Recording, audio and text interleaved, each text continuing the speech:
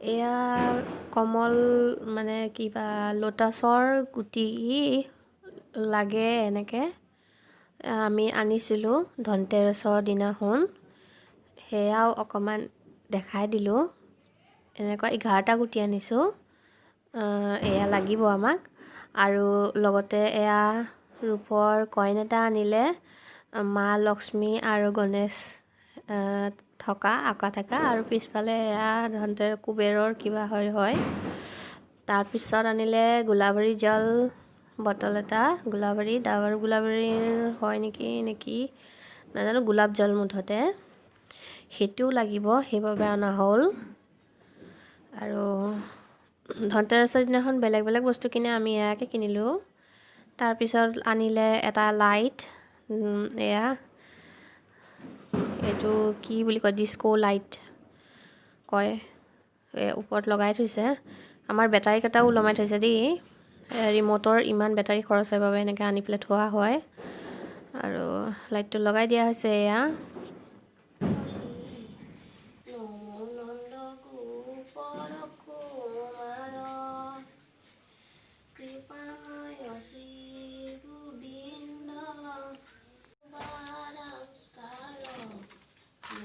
বম ফুটাব নোৱাৰে বাবে কলগছ, চকৰি আৰু এয়া কি বম আনিছে নাজানো কি বুলি কয়, আৰু এয়া ফুলজাৰি এপেকেট আনি দিছে।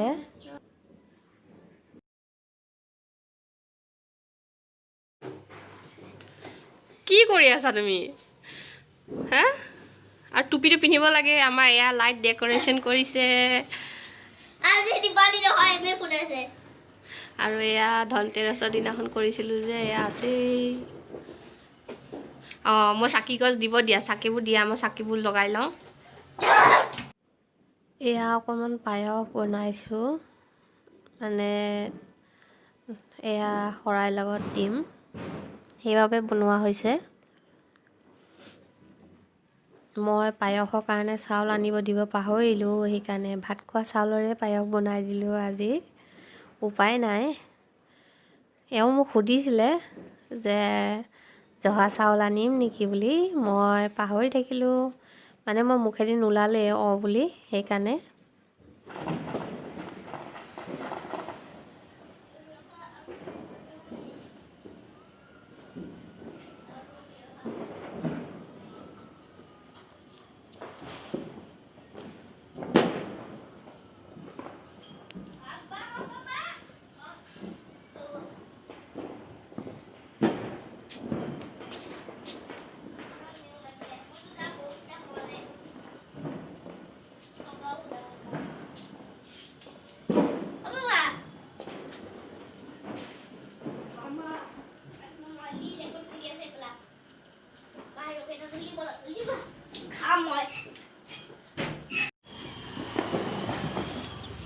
আমাৰ ঘৰৰ ছাইডৰ এইবোৰ দৃশ্য দেই।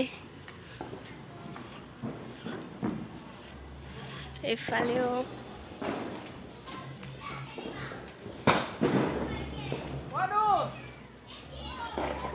এফালে নাযাওঁগৈ।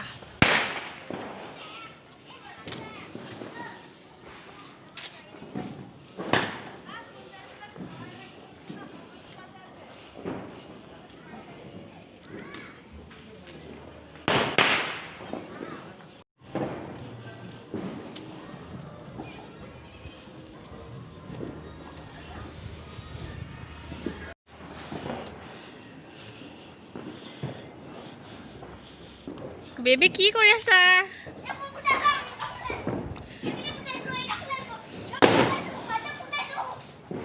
বম ফুটাইছা? কিয় বম ফুটাইছা?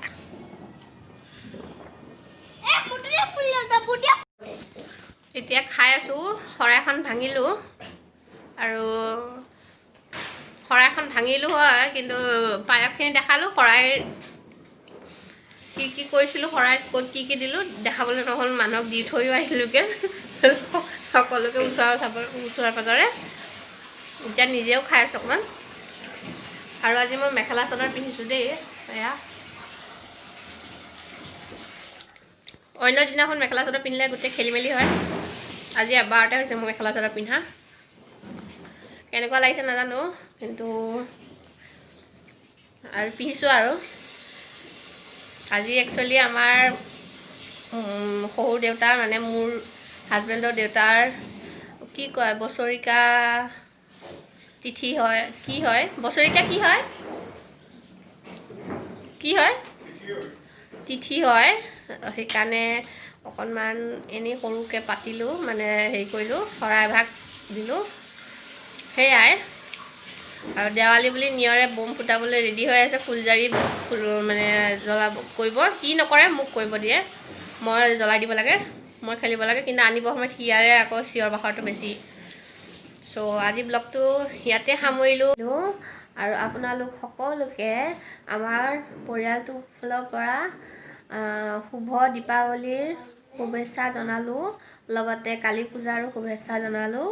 তেনেহ'লে আন এটি ব্লগত আকৌ লগ পামগৈ, বাই বাই।